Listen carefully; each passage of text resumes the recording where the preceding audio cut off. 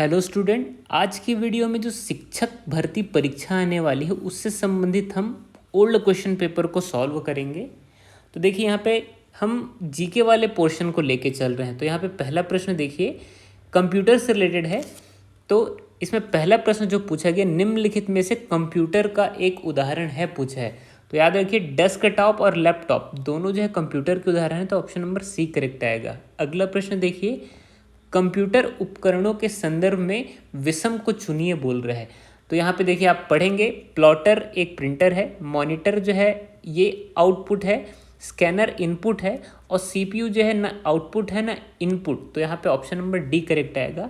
अगला 33 नंबर प्रश्न को देखिए, दरअसल अगर आपको इसका पीडीएफ चाहिए तो आप हमारे सीजी की स्टडी जो चैनल है टेलीग्राम में, उसमें जाके जुड़ जाइए। वहाँ पे पूरे पीडीएफ आपको मिल जाएंगे, आसानी से डाउनलोड कर लेंगे आप। आंसर के सहित आंसर की भी वहाँ पे आपको अवेलेबल हो जाएगी। इसमें अगला प्रश्न ये पूछा है, 1 गीगाबाइट खाली स्थान के बराबर होता है। तो देखिए 1 गीगाबाइट जो होता है 10-24 मेगाबाइट के बराबर होता है। अगला प्रश्न देखिए 34 नंबर, निम्नलिखित में से कौन सा एक वेबसाइट छत्तीसगढ़ सरकार संबंधी नहीं है। तो यहाँ पे देखिए आप क्लियरली एक बार में समझ जाएंगे देख करके, अगर आप एग्ज़ाम फॉर्म भरते आ रहे हैं तो यहाँ पे जो पहला वेबसाइट है वो सेंट्रल गवर्नमेंट का है। ठीक, इसके अलावा 35 नंबर प्रश्न को देखिए, एमएमएस का पूर्ण रूप क्या है। तो एमएमएस का पूर्ण रूप है मल्टीमीडिया मैसेजिंग सर्विस। यहाँ पे आपको थोड़ा सा अपना इंग्लिश स्ट्रांग रखना पड़ेगा। तो इस प्रकार के प्रश्न आपसे आसानी से बन जाएंगे। देखिए जीके का पोर्शन हम पूरा इधर सॉल्व करते हुए चलेंगे, तो आप घबराइए मत, क्योंकि जो हर एक पोर्शन है, चाहे वो हिंदी हो या जितने भी सब्जेक्ट है ओवरऑल, वो हर सब्जेक्ट का क्या है जो क्वेश्चन को मैं सॉल्व करा दूंगा अपने चैनल में।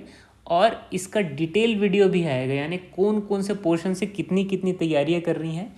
और किसी टॉपिक के ऊपर अगर आपको डाउट होगा तो बिल्कुल आप पूछ लेंगे इसमें कि इस टॉपिक के ऊपर डाउट है, इस टॉपिक के ऊपर वीडियो लेके आइए। आपका जो भी सब्जेक्ट होगा उससे संबंधित प्रॉपर टॉपिक वाइज वीडियो आएगी अगर आप कमेंट करेंगे तो।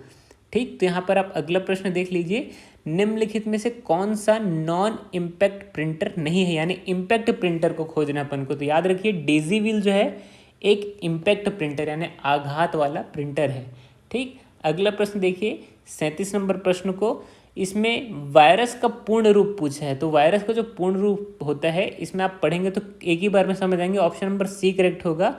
इसमें नॉर्मली जितने भी वायरस होते हैं, हर एक बूट सेक्टर वायरस, हर प्रकार के वायरस का अगर आपको डिटेल चाहिए तो मैं उसमें भी एक पीडीएफ जो है अपलोड कर दूंगा। उसको आप एक बार में पढ़ेंगे तो समझ जाएंगे, एकदम आसानी से ट्रिक से बताया हुआ है। क्योंकि वायरस से रिलेटेड एक ना एक प्रश्न होता ही है एग्जाम में। आदमी क्या है, एक नंबर से चूक जाता है और उसका सिलेक्शन रुक जाता है। तो याद रखिए वायरस से रिलेटेड एक न एक प्रश्न आएगा ही आएगा। यहाँ पे 38 नंबर प्रश्न को देखिए, निम्नलिखित में से एक सर्च इंजन नहीं है। तो गूगल है, वो भी सर्च इंजन है, बीइंग भी सर्च इंजन है, याहू भी सर्च इंजन है।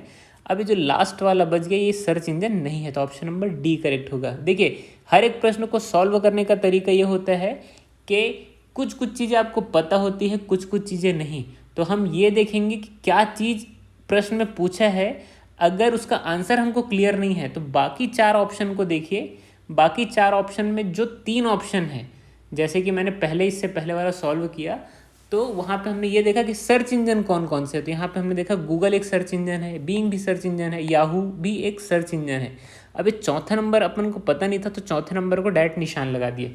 उसी प्रकार से अगला प्रश्न को देखते हैं 139 प्रश्न को, किस शॉर्टकट कुंजी का उपयोग करके MS वर्ड में डॉक्यूमेंट सर्च करने के लिए किया जाता है। नॉर्मली अगर आपने MS वर्ड में टाइपिंग की होगी तो देखा होगा, तो वहाँ पे जब आप Ctrl+F दबाते हैं फाउंड, तो वहाँ पे आप जो है फाइल जो है सर्च होने के लिए खुल जाती है। इसके अलावा 140 नंबर प्रश्न को देखिए, निम्नलिखित में से एक कमर्शियल ऑपरेटिंग सिस्टम नहीं है। तो याद रखिए ऑप्शन नंबर ए यहाँ पे करेक्ट हो जाएगा। फेरेडो जो है कमर्शियल ऑपरेटिंग सिस्टम नहीं है, बाकी जो है कमर्शियल है। कमर्शियल नहीं जिसमें पैसा लगता है, ठीक है ना। यहाँ पे आप देखिए ये भी और MS विंडो भी, IBM भी, ये सारे जो है कमर्शियल है। इसके अलावा जो अगला भाग है उसको हम देख लेते हैं। 141 नंबर प्रश्न भी सामान्य ज्ञान से रिलेटेड है, हमारे छत्तीसगढ़ के प्रश्न होंगे इसमें। इसके अलावा देश के भी प्रश्न होंगे, इंटरनेशनल भी प्रश्न पूछे जाते हैं, ठीक है। तो इसमें देखिए इस राज्य की सबरी नदी का उद्गम है, तो जब आप मैप पढ़े होंगे तो क्लियरली आपको समझ में आएगा कि नंदपुर पर्वत से क्या होता है, सबरी नदी का उद्गम होता है। ऑप्शन नंबर ए यहाँ पर करेक्ट हो जाएगा। ठीक, इसके अलावा अगला प्रश्न देखिए 142 नंबर प्रश्न। देखिए यहाँ पे ना कई लोगों को क्लियर नहीं हो पाएगा, तो जब आप मैप देखेंगे छत्तीसगढ़ का, तो छत्तीसगढ़ का मैप मान के चलिए ऐसे है, तो सबरी नदी का आपको लोकेशन पता होना चाहिए कि सबरी नदी है कहाँ, इधर है किधर है। अगर रहेगी तो उसके हिसाब से आप पर्वत को ध्यान रखेंगे कि कहाँ पे कौन सा पर्वत है, तो उसके आधार पे आप लगा सकते हैं। मैंने बोला ना दोनों तरीका आपके पास होना चाहिए आंसर लगाने का। अगला 142 नंबर प्रश्न को देखिए, प्रति व्यक्ति आय का कौन सा फार्मूला सही है। तो याद रखिए प्रति व्यक्ति आय का जो फॉर्मूला है वो ऑप्शन नंबर बी करेक्ट होगा। प्रति व्यक्ति आय बराबर शुद्ध राष्ट्रीय आय बटे जनसंख्या। इसके अलावा 143 नंबर प्रश्न को देखिए, भारत में कितनी पंचवर्षीय योजना आ चुकी है।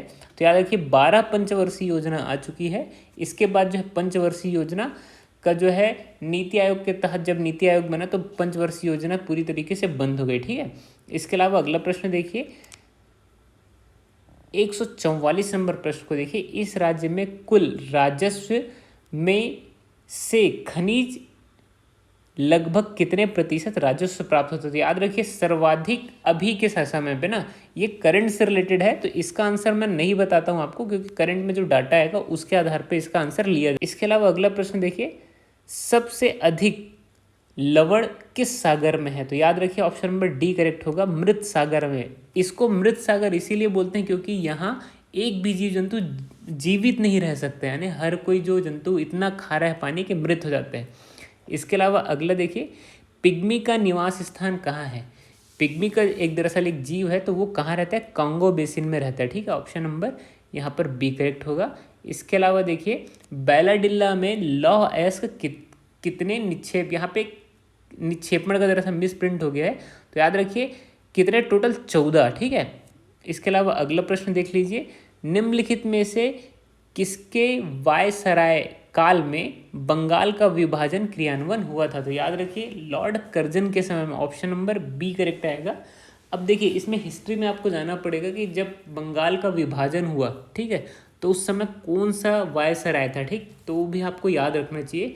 नॉर्मली इसका भी एक ट्रिक है याद रखने का, उसको भी मैं PDF बना के उसमें डाल दूंगा। 149 प्रश्न को देखिए, निम्नलिखित में से किस अधिवेशन में कांग्रेस का 2 समूह में विभाजन हो गया था, गरम दल और नरम दल में। तो ये लगभग 1906-1907 के आसपास की बात है, तो सूरत के अधिवेशन में हुआ था। ऑप्शन नंबर ए करेक्ट आ जाएगा। इसके अलावा 50 नंबर प्रश्न को देखिए, लोबोड्रो जलधारा प्रवाहित होती है। तो याद रखिए उत्तरी अंध महासागर में, ऑप्शन नंबर ए यहाँ पर करेक्ट हो जाएगा। इसी प्रकार से हम सारे प्रश्न को लगाते हुए चलेंगे। तो अगर आपको विशेष किसी टॉपिक के ऊपर अगर डिटेल वीडियो चाहिए तो मेरे को कमेंट करें। एग्ज़ाम से पहले हमको तैयारी करनी, ना कि एग्ज़ाम के आने के बाद। ठीक है, तो मिलते हैं नेक्स्ट वीडियो में, तब तक के लिए stay safe and peace out.